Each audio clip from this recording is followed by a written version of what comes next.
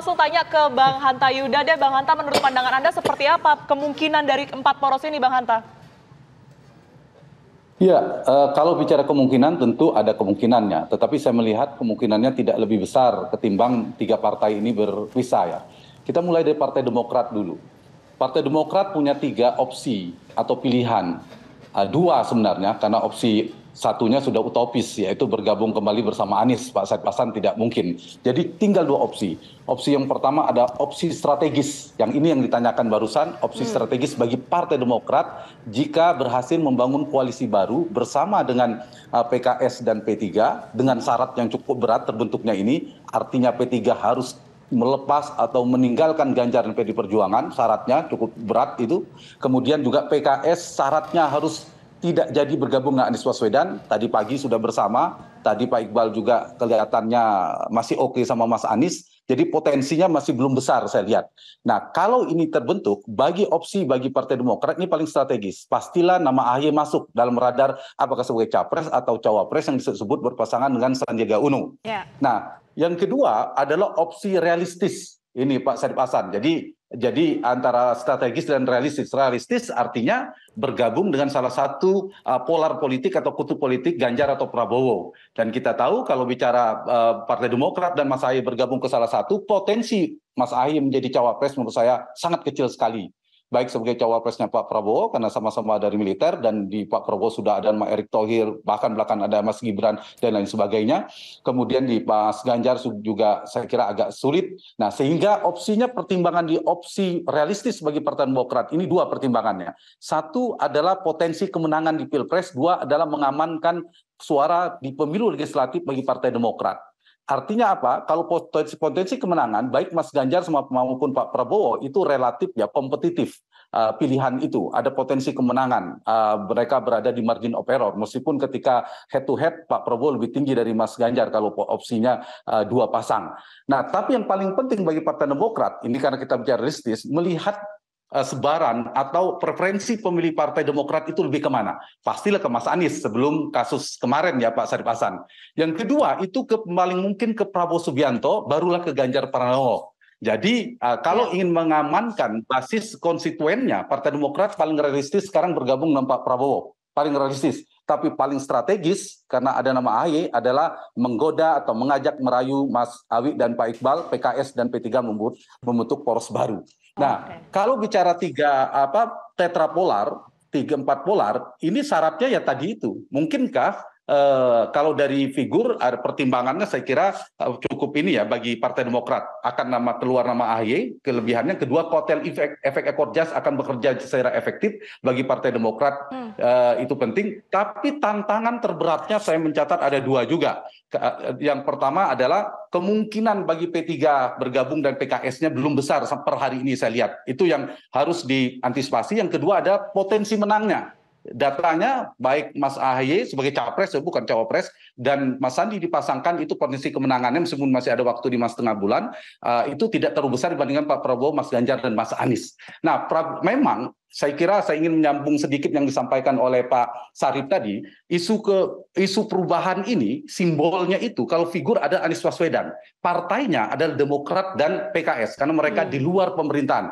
Nah, kalau Anies Baswedan, PKS dan Demokrat bergabung, maka kekuatan perubahan terkonsolidasi, dan peristiwa kemarin itu sudah tercerai-berai, kekuatan perubahan terpisah. Nah, ini yang saya kira menjadi kekuatan yang relatif berbahaya ya kalau itu bergabung. Nah, dengan berpisahnya ini juga akan menjadi banyak menimbulkan berbagai macam komplikasi politik. Misalnya soal narasi perubahan. Narasi perubahan kalau 3 partai ini bergabung itu jelas sekali. Yang kedua, baik Anies Baswedan, PKS maupun Partai Demokrat posisi diametral dengan Pak Jokowi. Dan ketiga, sama-sama menyasar basis konstituen atau pemilih yang tidak puas dengan kerja Pak Jokowi. Nah, hari ini yang terjadi adalah Anies Baswedan dia keluar dengan habitat perubahannya tadi.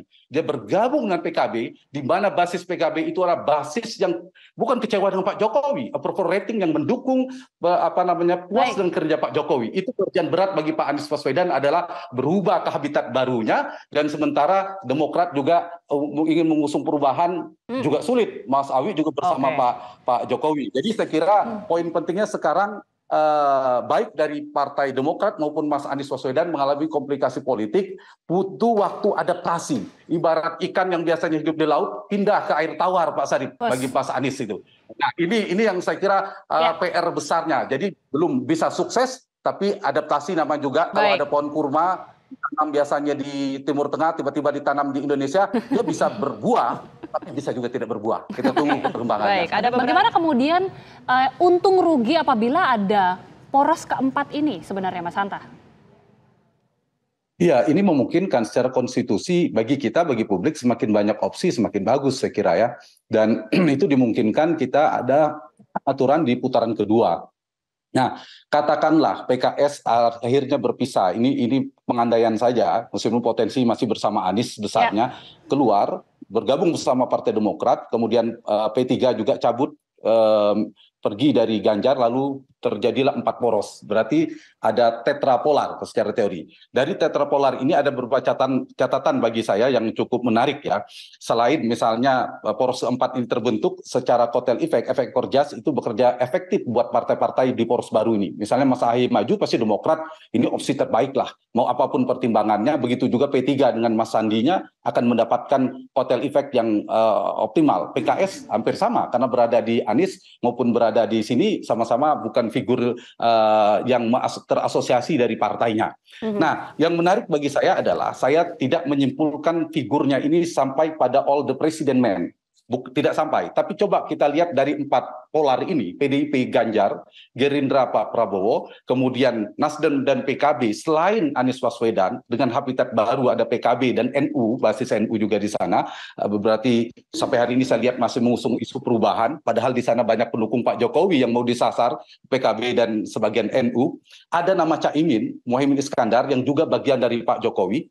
Kalau Partai Demokrat, PKS, dan P3 juga terbentuk poros keempat, ada nama Mas Sandiaga Uno, yang tadi saya nggak tahu apa ya, katakanlah Mas Sandi akan maju dan juga menteri. Artinya kalau secara narasi ini narasi Jokowi semua ini. Tanda petik pemenangnya Pak Jokowi karena kekuatan perubahan terpolarisasi. Tidak ada lagi yang berhak mengusung perubahan. Semua sudah beda kalau Anies, PKS, Demokrat ditambah Nasdem setengah perubahan tadi di luar pemerintahan itu digabungkan itu terkonsolidasi. Tapi kalau terpolar tadi sudah terpolarisasi. Itu yang dari satu sisi catatan saya. Yang kedua, kalau 4 pasang berarti kan 2 putaran ya. Putaran kedua siapa yang paling mungkin akan bertarung ya, berarti kalau data per hari ini kita tidak menyimpulkan 5,5 bulan 14 Februari, tapi data per hari ini kecenderungannya kalau dianalisa yang paling berpeluang memang Ganjar versus Prabowo. Itu satu peluang terbesar. Yang kedua adalah Anies Baswedan.